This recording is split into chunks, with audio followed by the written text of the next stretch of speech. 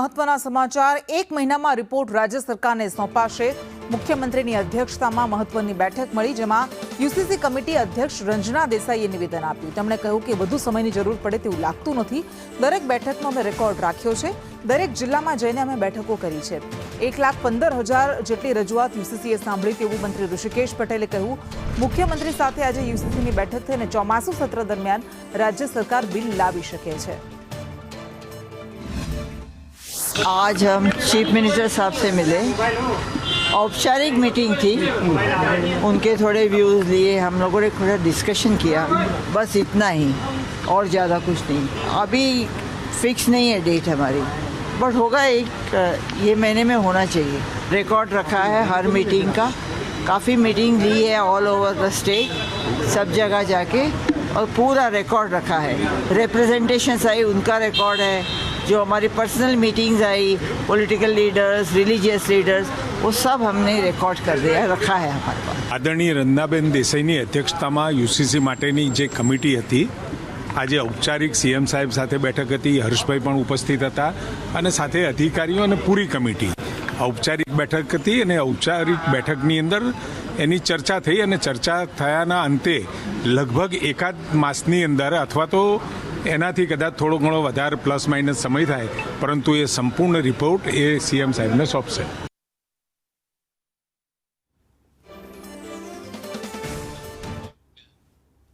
તો યુસીસી બેઠકને લઈને એમએલએ ઇમરાન ખેડાવાલાએ નિવેદન આપ્યું કે આજે કમિટીની બેઠક સીએમ સાથે થઈ। 1 મહિનામાં રિપોર્ટ સબમિટ કરવાની વાત થઈ છે, પરંતુ આ બિલ લાવવામાં સરકાર ઉતાવળ કરી રહી છે। ઉતાવળને કારણે બિલમાં ઘણી ક્ષતિઓ રહેશે। કમિટીમાં અમારા સમાજના સ્કોલરનો સમાવેશ કરો, પરંતુ સરકારે અમારી માંગ આવી સ્વીકારી નથી। યુસીસીને લઈને આજે મુખ્યમંત્રી સાથે કમિટીની બેઠક યોજવામાં આવી હતી અને આગામી 1 મહિનામાં આ કમિટી જે છે તે રિપોર્ટ સોંપી દેશે। હવે આ જ મુદ્દે વાત કરીશું ધારાસભ્ય ઇમરાન ખેડાવાલા સાથે। ઇમરાનભાઈ, આજે આ એક બેઠક મળી હતી ને 1 મહિનાની અંદર યુસીસી કમિટી જે છે તે પોતાનો રિપોર્ટ સોંપી દેશે। વાત એવી કહેવામાં આવી રહી છે કે લગભગ 1.25 લાખ જેટલા લોકોની રજૂઆતો આવી હતી ને તેને સાંભળે જે પ્રમાણે આપના માધ્યમથી મને જાણવા મળ્યું તે પ્રમાણે કે મુખ્યમંત્રી શ્રીના ત્યાં યુસીસી કમિટીની આજે મિટિંગ પૂરી થઈ ગઈ છે અને મિટિંગના જે પણ મુસદ્દા છે તૈયાર થયેલા એ તમામ મુસદ્દા સીએમ ઓફિસમાં એ લોકોએ આપ્યા છે। ત્યારે મારે ખાસ કહેવાનું કે યુસીસીનો અમલ જેવી રીતે અત્યારે ઉત્તરાખંડના અંદર થઈ રહ્યો છે તેવી જ રીતે ગુજરાતના અંદર થવાનો છે। ઘણા બધા એવા પ્રશ્ન અત્યારે છે જે લોકો અત્યારે પૂછી રહ્યા છે કે જે પ્રમાણે યુસીસીનો અમલ સરકાર કરાવવા માંગી રહી છે, તેના માટે વિશેષ વિધાનસભાના અંદર એના પર ચર્ચા થશે। અને ખાસ કરીને મુસ્લિમ સમાજ તરફથી હું કહેવા માગું છું કે જે પ્રમાણે જે મુસદ્દો તૈયાર કરવામાં આવ્યો છે અને જે કમિટી બનાવી હતી એ કમિટીના અંદર પહેલેથી જ અમે અમારી રજૂઆત કરી છે કે ભાઈ એમાં મુસ્લિમ સમાજના લોકોને પણ સામેલ કરવાના હતા, જે સારા સ્કોલર છે, મોટા ઉલમાઓ છે અને જે ધાર્મિક ગુરુઓ છે એ લોકોને એના અંદર સામેલ કરવાના હતા, પરંતુ આ કમિટીના અંદર એક પણ વ્યક્તિને સમાવેશ કરવામાં આવ્યો નથી। અને જે કમિટી અત્યારે જે સરકારના અંદર જે મૂકશે રિપોર્ટ, તો હું સમજું છું કે એના અંદર ઘણી વિસંગતતા ઊભી થશે।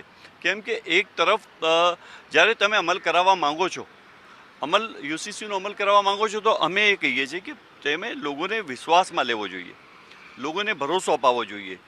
જે આ કાનૂન તમે જ્યારે બનાવો છો ત્યારે લોકોના માટે કાનૂનો છે। એટલા બધા કાનૂન આપણે ગુજરાતના અંદર બનાવ્યા કે કેન્દ્ર સરકારના અંદર બનાવ્યા છે। વકફ એક્ટની વાત કરું કે વકફ એક્ટ પણ આપણે બનાવ્યો અને જ્યારે એને લોકસભાના અંદર રાજ્યસભાના અંદર ગયો ત્યારે એનો ખૂબ મોટા પ્રમાણમાં વિરોધ થયો। અત્યારે સુપ્રીમ કોર્ટના અંદર તે પેન્ડિંગ છે। એવી જ પ્રમાણે હું સમજું છું કે મુસ્લિમ સમાજના લોકોને આના અંદર સામેલ કરવાની જરૂર હતી કે પ્રશ્ન મુસ્લિમ સમાજનો છે કે બીજા કોઈ સમાજનો નથી, મુસ્લિમ સમાજનો પ્રશ્ન છે। એટલા માટે જ હું સમજું છું કે આ બિલ ઉતાવળે યુસીસીનું જે લાવ્યા છે તેના અંદર ઘણી બધી ક્ષતિઓ રહી ગઈ છે। સરકારને એવું લાગતું હોય કે બધું સારું છે, પરંતુ જેના પર અમલ થવાનો છે, જ્યારે અમલ થશે ત્યારે હું સમજું છું કે ઘણા બધા એવા પ્રશ્ન આવશે સામે જે સરકારને ફેસ કરવા પડશે।